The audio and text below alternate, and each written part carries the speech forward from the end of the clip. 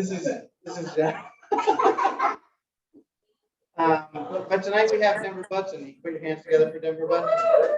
Those at home, we can't hear you, but we can see your hands working. I told Denver that I would. Oh, so How to Build a Fire is in its 8th season, and the storytelling event was created as a community building event. Back before the pandemic, you'd have 40 people in here. Now we have a good 10 people in here, but we're going to build it back up again at some point.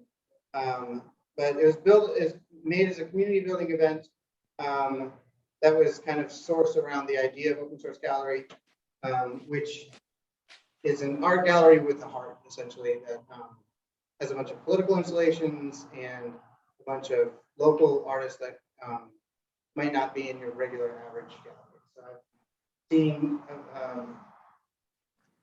installations based on climate change, installations based on Palestine, installations based on, if you walk by this place on 17th Street, there's a sign outside that says Jim Crow, hell no, which was an installation based on Jim Crow laws. So that's kind of at the heart of what this gallery is about.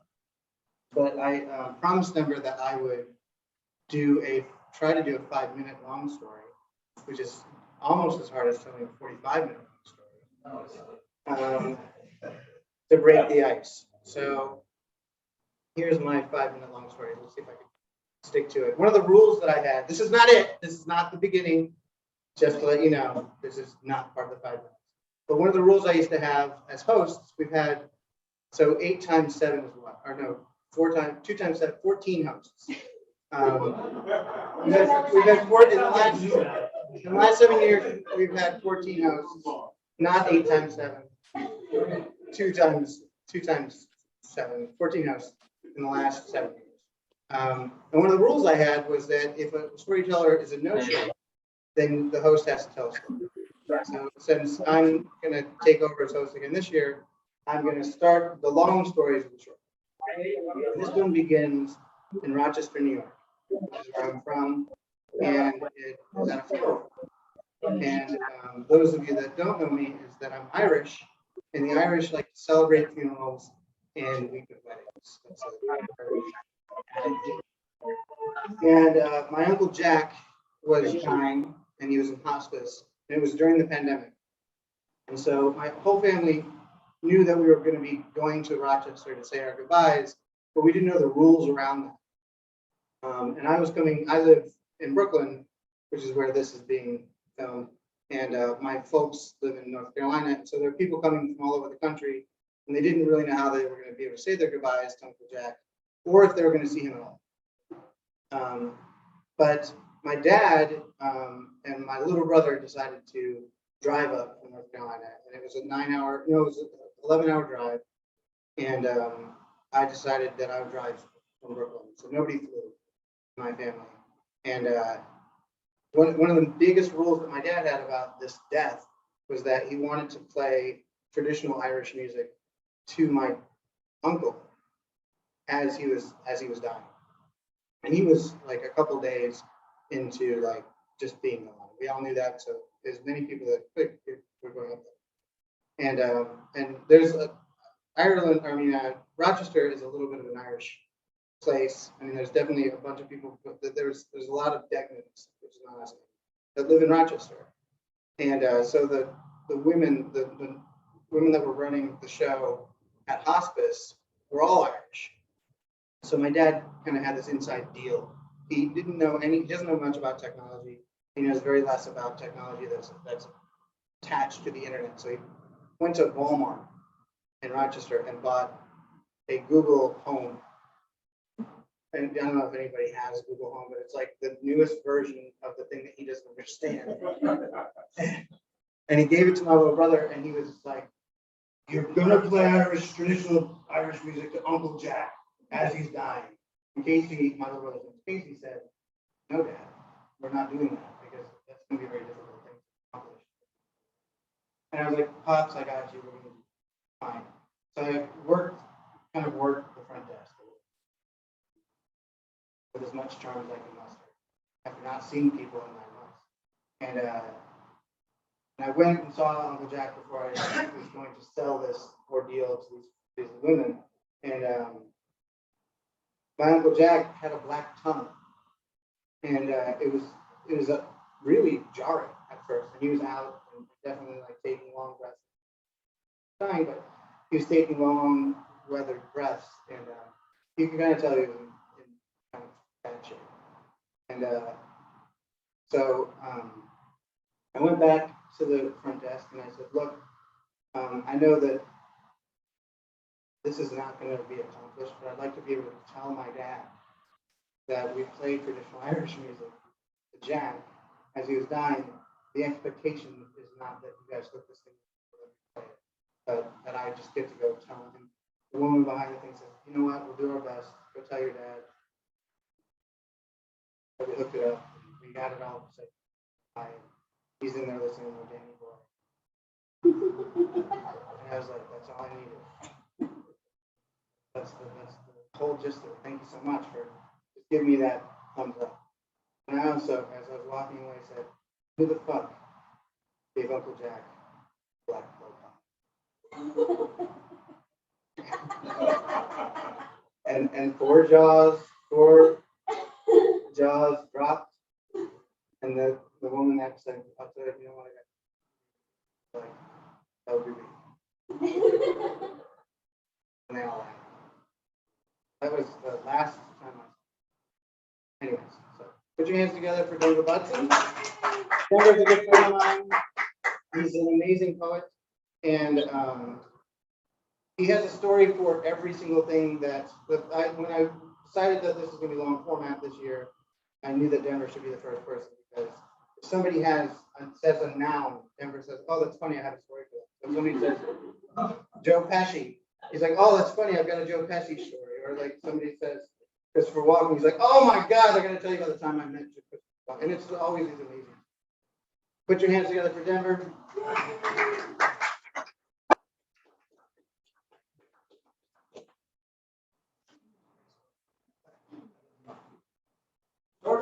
Shorter, yeah. You can just tell 9 stories and I can be done. Is that 45? No, 17 times 2. That's 21, right? 7 times 8, yeah. 14. Okay, so I'm just going to preface my story briefly by saying that, hi guys, where are these people? They're there. Yeah. I'm going to preface this story briefly by saying that I've told many variations of the story for the last 20 years of my life, but I never told it the way I'm going to tell it tonight, and 2, I never realized certain things about it. It was more about the punchlines and the funny parts of a really memorable day, and some of the not so funny parts of a really memorable day. But as I've been thinking about it for the last 3 weeks or something, 24 hours a day, I've been coming to realizations about who. It's strange because I don't think this way, and even in my poetry, and Terence can attest to that. Like I don't come to realizations in my poetry. I kind of let things stay on what they are. But I've come to some realizations as I've been thinking about this story. And it's kind of weird to hear Terence say that I have a story for everything because that's what we always said about my dad. But he had a dirty joke for everything. So you could say Christopher Walken, and he would have a dirty joke about Christopher Walken. So I'm going to start. I just came to the realization today about how I want to tell the story after mapping it out several different ways. So the story begins where the story kind of ends. I am sitting in a car driving across the Great Plains of South Dakota in the Pine Ridge Reservation, the Dakota Pine Ridge Reservation. It's the 4th of July. It's after dark. I've just spent possibly the most memorable day of my entire life. Certainly, it's up in the top 5 where I remember every single detail from that day. And my I'm with my best friend who's driving this gigantic American car. And my girlfriend is in the back seat. She's having an asthma attack. And we are possibly hours from the nearest hospital, possibly an hour from like the nearest medical center, and maybe in the somewhere close to a half an hour from the drugstores. So there I am, I'm sitting in the front seat, and I'm trying to take control of the situation in some way, which plays into the story later. I'm trying to take control of the situation in some way and help her out of the asthma attack, which does not help her out of the asthma attack because she can't be talked to. She's got to go inside and relax. And are you okay? Is everything okay? Take a breath, breathe. It's the wrong thing to do. So I'm sitting in the front seat of a 91 Lincoln Town Car. I think it's just is it? Okay. I'm sitting in the passenger seat of a 1991 Lincoln Town Car, driving across the southern plains of South Dakota, thinking my girlfriend's going to die in the back seat, and I can't do anything about it. And I've just selfishly, I'm thinking also, I've just had this incredible day, and now this is the memory that we're going to take away from, or I'm going to take away from it. Maybe she's not. So let me get us to this point. How did we get to the plains of South Dakota in this day? So I'll start by introducing, and if you can tell me, stop me if you've heard this one before, kind of thing. Like I've told you this. We've never been to the plains of South Dakota. Okay, neither have I. Neither have I. So I should first introduce the characters in the car. Who else is in the car with me? Who am I? So the driver, I'll come to it. So yeah, I'll come to it. The driver is my best friend, Cedric. He's an amazing documentary who was my photography teacher in college by accident, because last minute, the photography teacher I signed up to take a class with went on sabbatical, and this guy got this visiting artist job. And we met. I was sitting in the classroom waiting for the photography teacher I thought I was going to have. And this guy comes in, and he's got an incredibly big mustache, which was out of style then, and cowboy boots in Virginia, which were kind of out of style then, and a Hawaiian shirt, which was kind of out of style then. And he sits down next to me. He walks in. I didn't know he was the teacher. I didn't know anything about him. He sits down next to me and he goes, "Hey man, what do you think this guy's going to be like?" And I said, "I don't know. I have no idea." And he goes, "I hope he's not an asshole." And I said, "Yeah, me too." And then like we waited a few moments, and he stands up and writes his name on the board. He's the photography teacher. Then the class ends. He introduced himself. The class ends. He comes back and sits down next to me and says, "What goes on around here?" and then we became, like, over the course of the next several years, became great friends. Actually, over the course of the next couple of weeks. And my then girlfriend was also part of that. Like, we showed up at his place. He was going to take headshots for her. This is the first time he was going to take headshots for her. We showed up at his office, and he looks up from his desk and he goes, "Got wheels?" And we're like, "No, we don't have wheels." And he goes, "That's okay. I got a car." So we get in this car, and we drive to the cemetery, and he takes a bunch of pictures of my girlfriend for headshots. The thing about Cedric, and this all plays into this story in terms of who I am too, is that there's a couple of things you can know about him, is that he traveled across the country in his mom's belly. And he never stopped traveling since. In fact, he's driven through 47 of the 48 states. He's never been to North Dakota, even though he lives in South Dakota, which is strange. He also can, if you ask him what's closer to Chicago, Denver or New Orleans or whatever it is, and he'll say, oh, New Orleans by about 4 miles. And then you look at it and you go, oh my God, you're exactly right. Because he's driven so much. And when we met him, when I met him, I figured out, he told me how many miles he had put on his car in the last few years. And I figured out that he was constantly moving at a speed of 11 miles per hour. Even when he was standing still, he was moving at a speed of 11 miles per hour. So the summer before, when Cedric and I were standing in the ocean in North Carolina, when my then girlfriend's family had rented this house in North Carolina, we're standing in the ocean. He says, for 6 hours, we spent 6 hours. We didn't get out of the water for 6 hours. And he says, hey man, you really got to come out to the plains and see what it's like out there. What is it? And he goes, it's just like the ocean, except it's grass. And I was like, and he goes, you're gonna love it. He goes, you're gonna see so much sky, it's gonna change your life. So that year progressed, and my girlfriend and I decided, yeah, we'll do it. We'll fly out there and see him, which was a big deal for us because we didn't have the money to fly out there, and we didn't have the money to do a trip like that. So even a small trip like that was a big deal. So Cedric invites us to come out to see him, and we're just going to spend 4 days with him, but we have no idea what we're going to do in South Dakota. And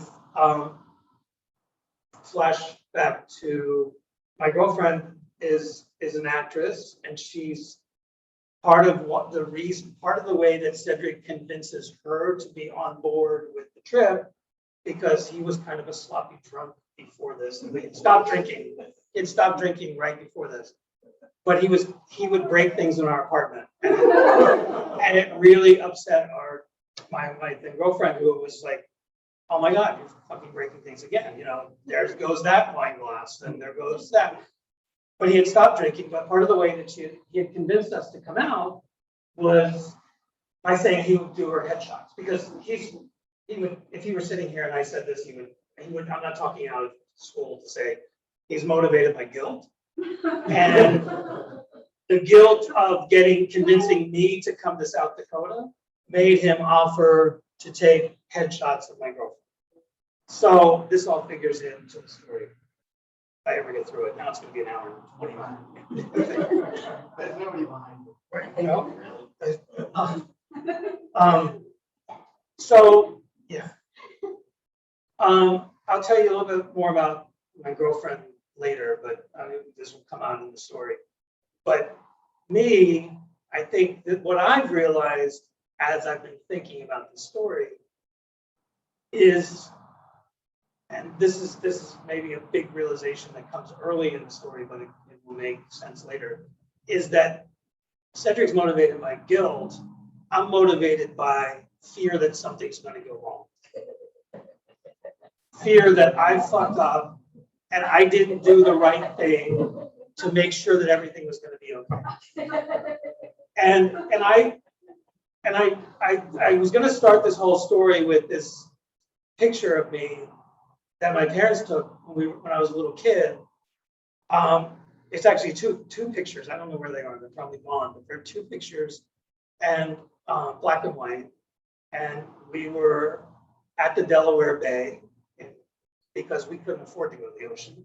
The ocean was too expensive because you had to stay overnight. It would take long enough that you have to stay overnight. So we drove to the Delaware Bay, which is an hour away.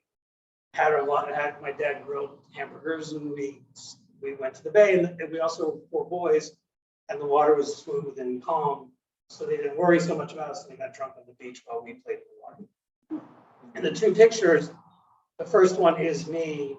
You don't know it's me, but there's a tiny little spot on the horizon, and it's me in, I remember this, Keystone Cops inner tube with my very blonde hair at the time, my big bowling pin head, and I'm fast asleep. But you can't see that I'm fast asleep. I'm tiny. But the next picture is my mom reeling me in, and I'm still fast asleep. And this comes into the story later, but that story was told later as a funny story. Denver, he's so absent-minded, he floated away, we didn't know he was there. But it was really about the fear. It was the fear, because when I woke up, the looks on my parents' faces were total fear that I was just going to drift out the Delaware River, the Bay, into the Atlantic Ocean, and bye-bye. But there was, for some reason, I don't know if I actually remember this or if I just remember the photograph of it. I don't know. I can't distinguish the two. But for some reason, I felt like that was like a milestone in my life at 4 or 5, because I was at peace. I just floated. I didn't worry about my brothers throwing stones at me and throwing rocks at me, or trying to drown me. Or I was asleep in my inner tube, floating in the water. So I'm still in the car in South Dakota, driving across, but we're getting there. So we show up in South Dakota, and this was a big deal for us. This was 10 years into my girlfriend and I were 10 years into our relationship, and we had taken one trip in one major trip in our entire time together because we had no money, and we took a 22-day trip through this American South. We drove through 10 states, 22 days, and we spent $500. I'm not kidding, $500 on meals, camping, gas, everything was $500 because that's all we had, and we really we couldn't spend more than that. So, and we actually, because both of us had come from lower middle class families, it's a little different from poor families, because poor families can be more reckless, not reckless, but more daring with who they are. Lower middle class people are too nervous about embarrassing themselves and being daring, so they don't do the things that the poor people might go on a week's vacation and just live it up and have tons of time. But lower middle class people are like, no, we got to save, we got to do this. So both of us, my girlfriend and I, both came from lower middle class families. So just the idea of taking this trip was a big deal. The trip across the South, because we didn't do stuff like that. Now, when I went off to college in Virginia, my history teacher in high school said, "Why would you go to Virginia to college? There are perfectly good colleges in Pennsylvania. Why would you not stay here?" And that's the whole thing about Pennsylvania. You stay, you don't leave. And I think that we both shared this kind of trepidation about doing different things, even though by the time we met, we had both been to France. She had gone to France as an au pair, and as an exchange student, I had gone to France as a student. But when I went to France, just back to my mom again, I went to France and I had the choice of going to London or Paris. And I told my parents I was going to Paris. I was going to pay for it, working in the factory over the summer, borrowing from friends to piece it together. My mom said, "Why would you go to Paris? They don't speak English there. You could go to London, they speak English. At least you're safe. Everything's safe." And that's been in my head, like that kind of thing. And it's kind of shaped who I am. So we show up in South Dakota. We get there, I don't know, early evening. Cedric welcomes us and he says, hey guys, you want to go to my favorite bar tomorrow? And we're like, yeah, he doesn't drink anymore. Okay, we'll go to your favorite bar. He goes, all right, well, we should get to bed early. We have to get up around 8. We have to leave around 8. I was like, okay, we're going to a bar and we're leaving at 8 in the morning. And he goes, yeah, it's 230 miles away. Yeah. Which was the first warning sign. Maybe. So we get up early. I don't think we got up at 8. I don't think we hit the road at 8. We did hit the road very early. And we drove south through South Dakota. Okay, so I got to explain something else. About a year before this, Cedric came to visit us when we went to the beach. Stood in the water, and he was driving this 80s, early 90s Peugeot that he found used that had these amazing seats. And it was just like, we went to Chicago in it to the Blues Festival, and it was just like the most comfortable, amazing car in the world. He didn't have the Peugeot anymore, it had died. And so we were driving his dad's 1991 Lincoln Town Car. And the air conditioner had just gone out. And it was the 4th of July in South Dakota. And it was 107 degrees. The next day, the forecast was 107.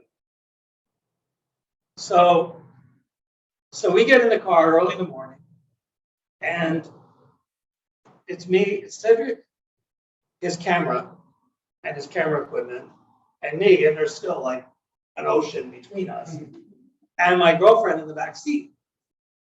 And we drive down through South Dakota towards Nebraska. And he keeps saying things like, "It's gonna blow your mind, man. It's gonna blow your mind. Wait till you see it." And I was like, okay. So we get into Nebraska and we hit Route 12. So there's 2 roads across northern Nebraska. There's Route 12 that goes, I think, towards Valentine. And then in Valentine, you get Route 20. And then Route 20 takes you to Merriman. And Merriman is where this bar is that he wants to take us to. So we're on Route 12, and it's a pretty straight road. And it's starting to get amazing outside the windows, even though it's fucking boiling. Like, my head is hot. I put a hat on because the heat was hitting the roof. I put a hat on just to protect my head, even though there was a roof between me and the sun. My girlfriend had taken off her clothes except for her bra and panties, underwear. Panties. People don't say panties anymore. Don't say panties. Don't say panties. My daughter.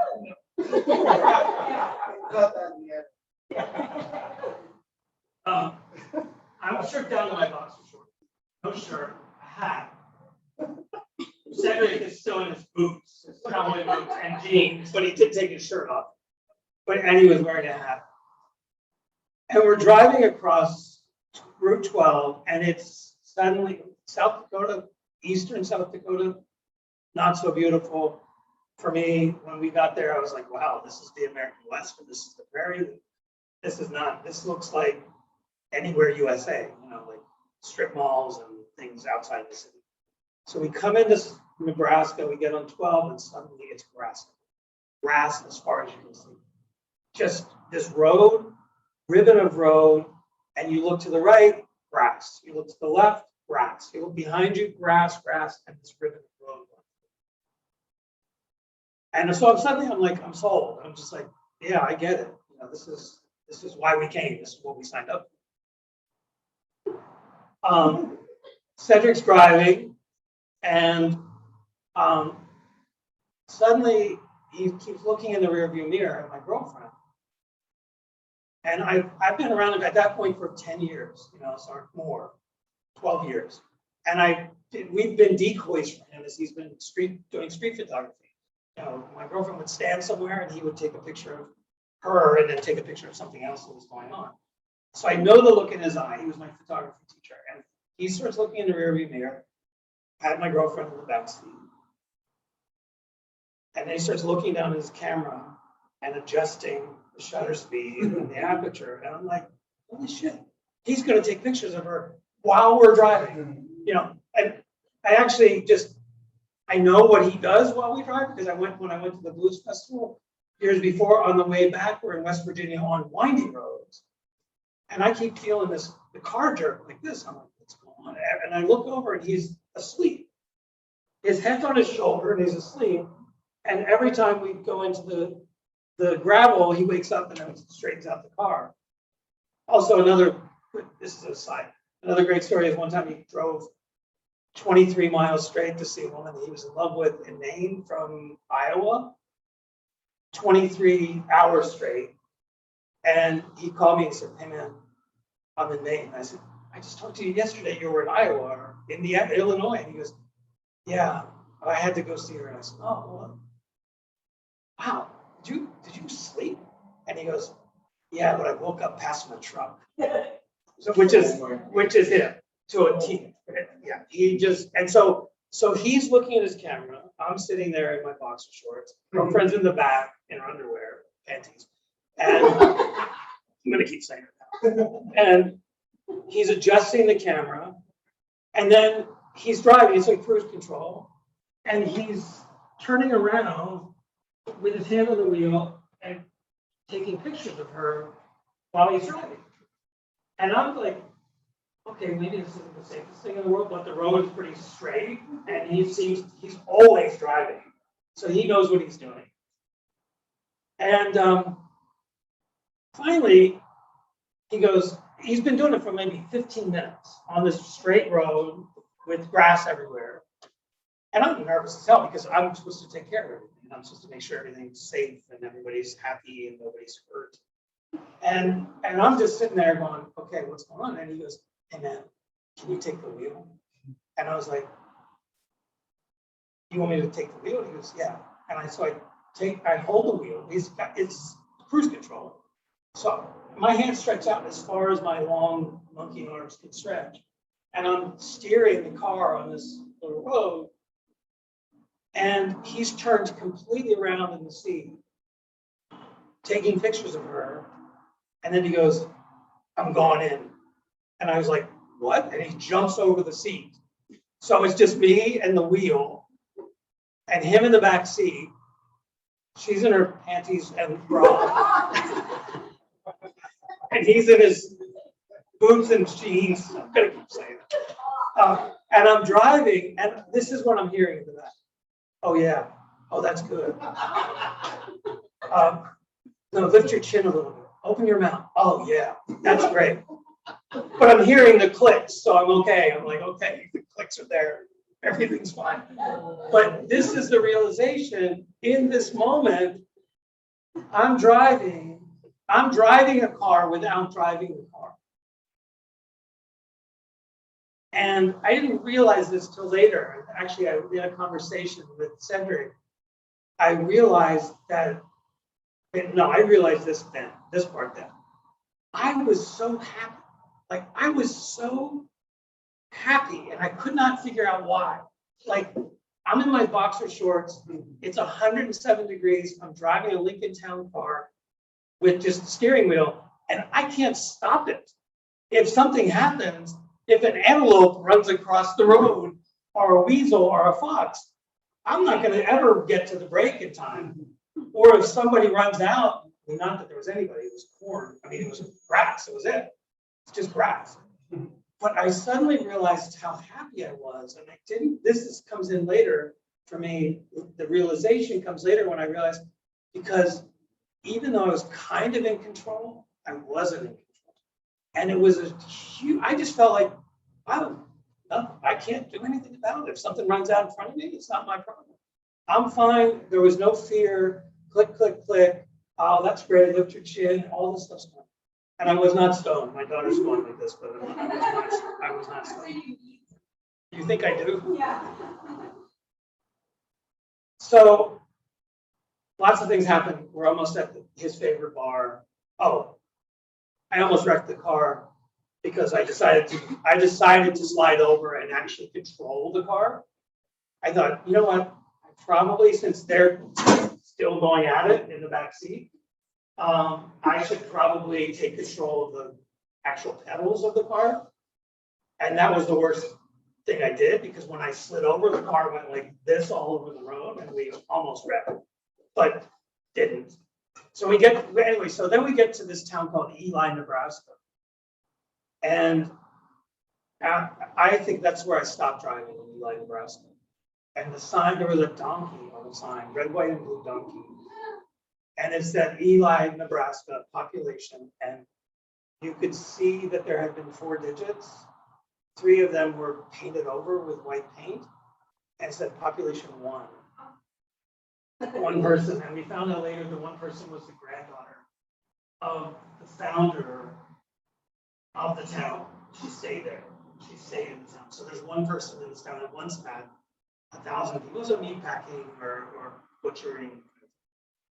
Anyway, we also, I think at one point we stood at the welcome to Nebraska sign and took our pants down for a picture. Because why not? When in Nebraska. Is this making sense? The story? Okay. And everybody in the audience at home, they're dropping out. They're there. Okay, so like another hour, and we pull up to Cedric's favorite bar in the entire world. And it's about the size of this room. There's a parking lot in front of it. There are no cars in the parking lot. And it's called the Sandbar. And next to the Sandbar is the Sand Cafe. And these are the only two establishments in Merriman, Nebraska. The Sandbar and the Sand Cafe. And I can't remember if we ate before we went to the Sandbar, if we ate after. I think we ate after. And it's 107 degrees. So we get out of the car, and 107 in the prairie is like somebody put a wet blanket on you that has grass all over it. It's just like it's just oppressive. We walk into the Sandbar, air conditioners blasting. It's like the darkest thing I've ever seen in my life because we had been sun everywhere. And eyes adjust. There's a pool table. There's a bartender. There's one guy sitting at the bar. And I'm just like, wow, this is his favorite bar in the whole world. This is why we drove 230 miles. I almost wrecked the car. So he's not drinking. My girlfriend, I think she wasn't drinking yet. Maybe it's sparkling water or something. And I said, well, I should get a beer. So I ordered them. They had 2 beers. Budweiser and Coors. What time is it? It's like 2 in the afternoon, and it's deserted. There's one guy. There around the edge above the bar are all the brands of all the cowboys and the ranches around Merriman, because they're the people who come in. And then there are line drawings of cowboys lassoing and there's a jukebox, and there's a tip jar, and there's the woman behind the bar with big glasses. So I wasn't sure at first when my eyes were adjusting if she was a woman or a man, or now we would say they, or somebody. I didn't know. I just walked in and I looked over and I thought, I don't know. It's a bartender. I can't tell what's going on. So I sit down at the bar, and Cedric pulls out his camera and starts taking more shots of my girlfriend. So she's sitting at the edge of the bar, and she's sitting next to this guy who I'm sitting next to. And I turn to him and I say, hi, I'm Denver. And he goes, I'm Robert. Oh, hey, Robert. He's a house painter. He's got paint all over his boots, paint all over his, got a painter's hat on, underbite, not many teeth. And I said, how's it going? And I said, and my friend, and Cedric overheard that I was talking to him and said, oh, they just came from New York. And he goes, whoa. And he looks at me and he goes, I said, how's it going? He goes, good. I'm working down at John's place. You know how John is. And I said, yeah, I know how John is. I said, I'm sorry that you got to deal with that. And then Robert and I became friends pretty quickly. But LaDonna is the bartender. She introduced herself. Her name's LaDonna. And she introduces herself, and she's kind of monitoring the conversation and filling things in. And she tells us, oh, we get lots of famous people in here. There's film crews that come through, and there's writers. I later figured out one of my favorite writers in the entire world, the poet Jim Harrison, used to go to this bar. He never names it, but it's that bar. It can't be anything else. So I'm sitting there talking to Robert. Well, not really talking. He's not saying much. He just told me John's a pain in the ass. John doesn't pay him enough. Because John is, John is. And LaDonna and I, so Cedric's taking pictures of my girlfriend, sitting next to Robert, shooting pool, drinking a beer, doing stuff. And I think I had a second Budweiser, and the Cowboys started. A little bit at a time, coming off the ranch. 2 or 3 cowboys. It's 4th of July, so it's, I don't know if they had a short day or what it was, but they start coming in around 3:30, 4 o'clock. And a couple native guys too. And the only way you know they're native guys, they're any different from the cowboys, is they're darker skin. That's it. They're dressed exactly the same. Cowboy hat, jeans, cowboy boots. Everything is exactly, you look closer and you go, oh, that guy's native, that guy's cowboy. So we start, Cedric puts his camera away because the cowboys don't like seeing. They're like, they think we're making fun of them or we're exploiting their life, whatever it is. They hear that we're from New York. And so this, so it becomes a little bit, it starts to get a little tense. Like the cowboys have come in, the native guys have come in, and we're the foreigners. We're the outsiders, and we're New Yorkers. Even though Cedric says he's from South Dakota, he's still a California guy, and he still has cowboy boots on and a Hawaiian shirt. You know, he's not a rancher. He doesn't lasso horses, wild horses. So he puts his camera away because he feels like it's getting too tense. And I start talking to LaDonna at the bar, and I say to LaDonna, I look at the tip jar, and it's one of those big like pickle jars into the bar, and it's got a bunch of cash stuffed in it, a bunch of change. And I said to LaDonna, oh, there's a lot of tips in there. Looks like a lot of money in there. She goes, yeah. She says, yeah, one time my daughter wanted to go on a marching band trip to Europe. And she didn't have enough money to do it. She was short on the money. So I dumped out that tip jar and I helped her pay for that trip to Europe. And I said, wow, that's amazing. She goes, yeah. She goes, you know how much money was in there? And I said, how much? She goes, $200. She goes, I dumped that out and there were $200 in there. And I was like, oh my God, that's incredible. You saved up $200 of tips, gave them to your daughter. And she goes, I'm not doing it again. I said, what? And she goes, no, next time I'm saving that tip jar up and I'm going to go see the ocean. And I was like, you're going to go see the ocean? And she goes, I said, you have never seen the ocean. And she goes, how am I ever going to see the ocean? And I said, well, my friend Cedric says the grass is like the ocean. She goes, it's not the ocean. She goes, my mother-in-law seen it, the ocean. And I said, really? She goes, yeah. She says it's just blue, and more blue. But I don't believe it. I don't believe her. One day I'm gonna dump out my tip jar. I'm gonna show some back there. I'm gonna count the money out of the bar, and I'm gonna buy a ticket to the ocean. And by God, I'm gonna pull my car up to the ocean, and I'm gonna pull out a lawn chair, and I'm gonna drag my lawn chair across the sand. She had the whole scene in her head. I'm gonna drag the lawn chair across the sand, and I'm gonna walk up to the ocean, and by God, my feet are. And I was just like, this is the most beautiful thing I've ever heard in my entire life. I think I put a 20 in her. She turned around and I put $20 in her tip jar because I was like, I want this woman to see the ocean. So gets a little tenser. I'm like, how long have I been talking? Yeah, this is longer than I thought. Yeah, 10 minutes. 10 minutes? Okay. So LaDonna, so we call, okay, we make 2 phone calls on regular landline phones. There were no cell phones at this point. This is 4th of July, 1999.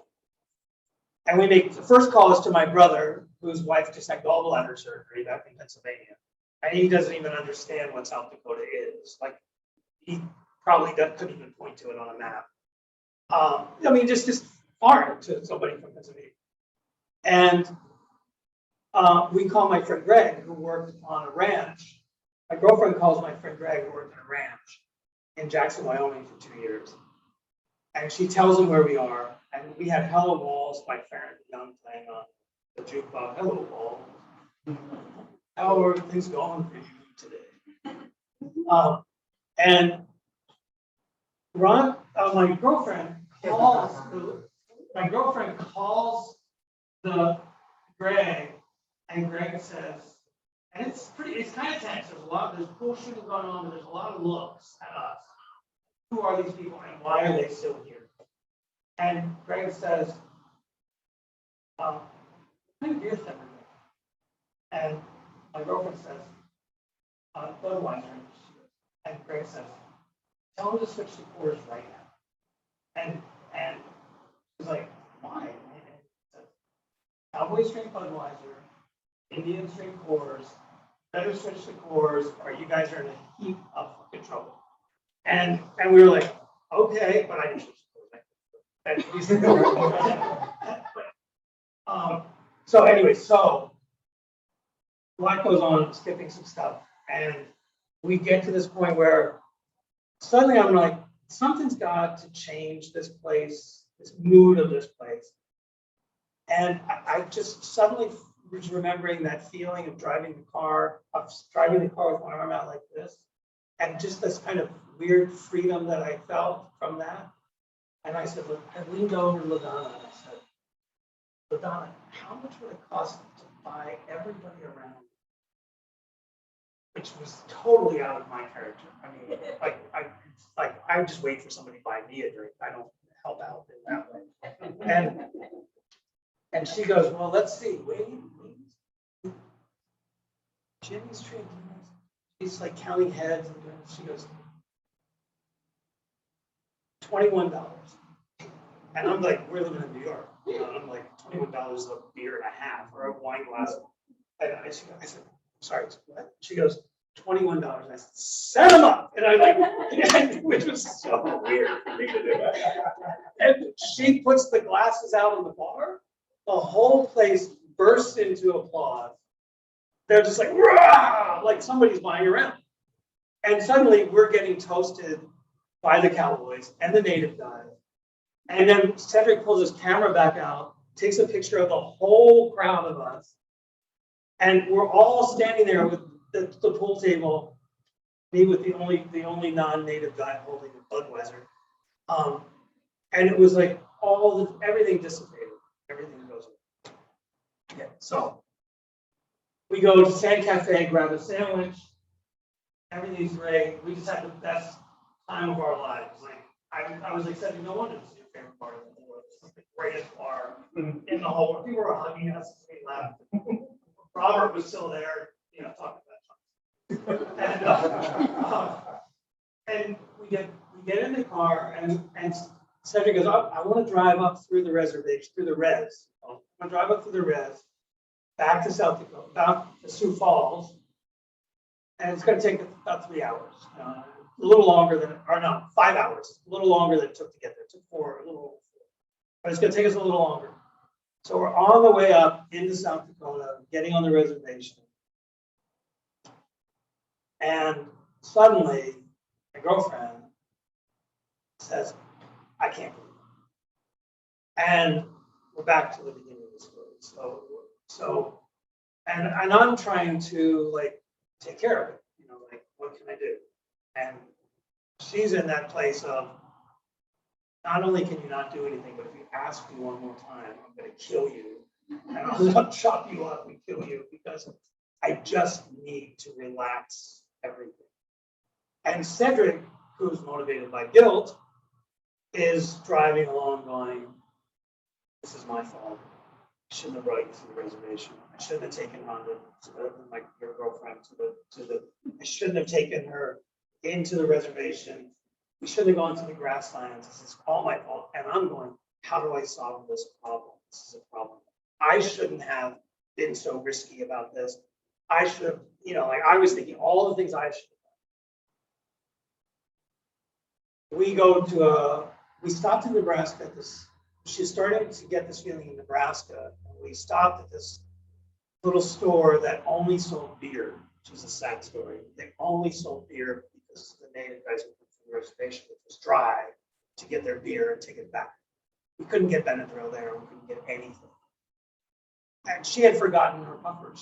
Otherwise it would have been fine. She would have taken a few puffs once everything was in. So Cedric's looking at the map, going, okay, well, we might be able to find a convenience store here. So we stop at this tiny, like 7-Eleven, or something like 7-Eleven on the reservation. And it's like a war, it's kind of like a war zone. The shelves are kind of empty. People outside in blankets huddled up.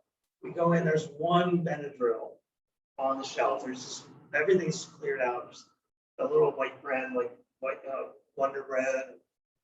And we get it for her. We get back in the car, she takes it. And we start driving again. And she says, don't talk to me. Just let me go to sleep. Be okay, just let me go to sleep. And I'm thinking, yeah, let you go to sleep, and then you die, you know. And then here we are driving a dead person in the back of the car, and we were talking about getting married. So, you know, this was like, you know, this was kind of like inconvenient for me. I'm just kidding, just kidding.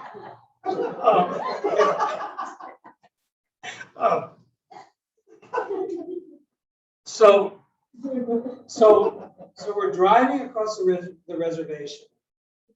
There's no grass anymore because you can't see anything. It's black. It's black.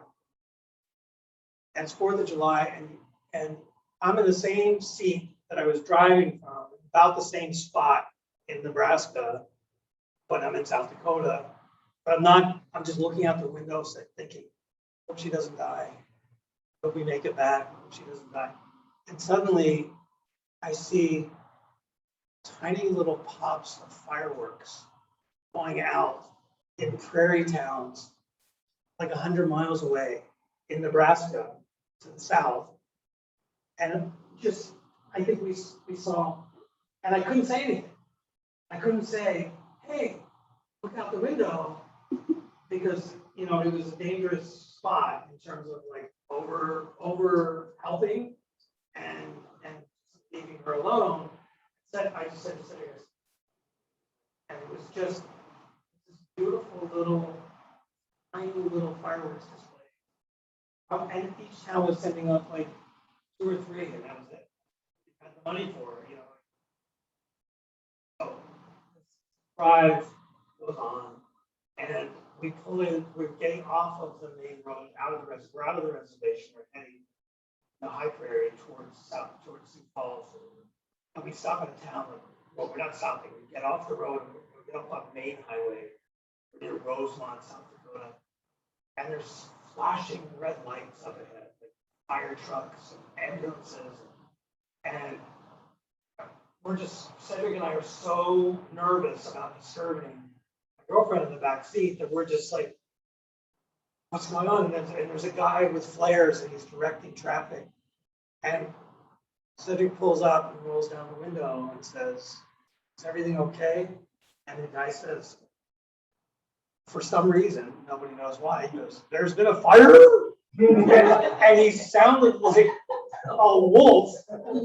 My girlfriend wakes up in the back seat, starts laughing her head off. We all are just cracking up, not just because of, but because she's alive and she's still there in the back seat, and we haven't she hasn't ruined our day by dying in the back. Okay, so that's the end of that day. And now this is the coda. There are 2 codas. 3. First coda is a few months later, September of 1999. Cedric comes to New York because he can't stop driving, so he has to go somewhere. But he comes to New York because I got Tom Waits tickets at the Beacon Theater, and I got him a Tom Waits ticket. And Because he's motivated by guilt. Because he's motivated by guilt, I got him a Tom Waits ticket. I got like 6 Tom Waits tickets for our closest friend. And we went to the Tom Waits concert, and this has nothing to do with the story, except it's part of this kind of growing realization of letting go. Because normally at a concert like this, I would be the guy going, why is that guy singing so fucking loud? why are those people standing there waving their hands? And instead, I was like laser focused on Tom Waits on the stage. And he sings A Little Rain. I can't get through that. And the line is that he says she was 15 years old and she had never seen the ocean. And suddenly I thought about Madonna and whew. So the next night, we didn't do a caller that night, it was too late. The next night we called the sandbar.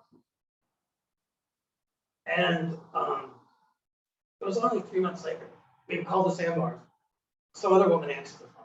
You could hear the crack of somebody breaking a rack. You could hear cowboys shouting in the background. Force bottles hitting each other. And we asked for LaDonna. She's not here. And we were like, oh, is she going to be in? No, she's sick. And she's probably not coming back. And so, this is the part where I get choked up. Because Cedric went back like a year later, she was gone. Nowhere to be seen, nowhere to be. So we don't know if she ever dumped her tip jar out, if she ever saw the ocean. In fact, 3 years later, Cedric went back, and there was a tip jar that was for LaDonna's kids or her family. But we don't know the story. Final coda is 4 months later, 5 months later, the girl in the back seat and I got married. Cedric came back again because we said, because he's motivated by guilt. And we said, oh, there's actually another grand coda, which is just a tiny little thing. The headshot of her in the back seat, she used, one of the headshots she used, and everybody would go, that's the best headshot I've ever seen. They didn't know that she was in bra panties in the back seat of a car with her then boyfriend driving the car at arm's length across the Great Plains of Nebraska with grassland. If we Google Rhonda, will we find the picture? Right. Maybe. Is it still out there? But we went that day. This is the last thing I'm going to say. That day we walked across the Brooklyn Bridge. Cedric was taking pictures the entire time. We got married at City Hall. Thank you. We walked back. When we went to lunch, we walked back. And then we went to see Badlands by Terence Malick at Film Forum.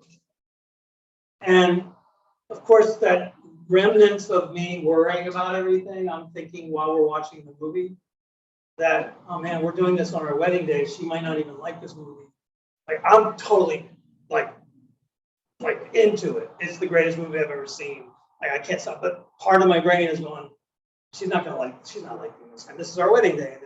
And we come out after Martin Sheen and have people seen it? Martin Sheen and Sissy Spacek go on a shooting spree.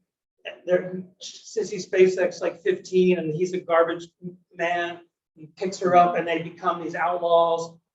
And it's just this beautiful meditative film that's about violence and killing. And I'm thinking, oh my God, this is our wedding day, and it's all these people getting killed. She probably hates us. And we walk out, and we're standing on the sidewalk. And I'm just thinking, I ruined our wedding day. And I'm just thinking, we took her and she goes, he was a good shooter. You have a fifth coda. What? You have a last coda. I do? Yeah, the distance. Oh, God. Yeah, so while I was preparing the story, this is the last thing I'm going to say. And then I'll go in. I go in. So while I'm working on this story, I start thinking about the ocean. I start thinking about like that whole thing about we couldn't afford to go to the ocean. Now I can't stop going to the ocean. You know, like I go on the ferry to the ocean. Every chance I get, I get on the ferry and go to the ocean. And me floating out there in the Delaware Bay, and then LaDonna there in that bar in South Dakota. And I started thinking, God, in Nebraska. And I started thinking, I wonder what the farthest place in America is from either ocean, from any ocean. And I Googled it, and the first thing that came up was such and such Kansas is the center of the United States. And so it's the farthest you can be from either ocean, and then right under it's this guy says, bullshit. I'm a US geologist, and the farthest you can be from the ocean is about 5 miles north of a town called Allen, South Dakota, in the Pine Ridge Reservation, just north of Merriman, Nebraska, is the farthest you can be from the ocean of the United States, and the next farthest place in the world is in Siberia somewhere. And that's it. And that was it. For me, that was like everything came like, there's this woman in this bar who wants to save all her money to go see the ocean. And she's as far away from the ocean as you can possibly be. I'm done. Thank you.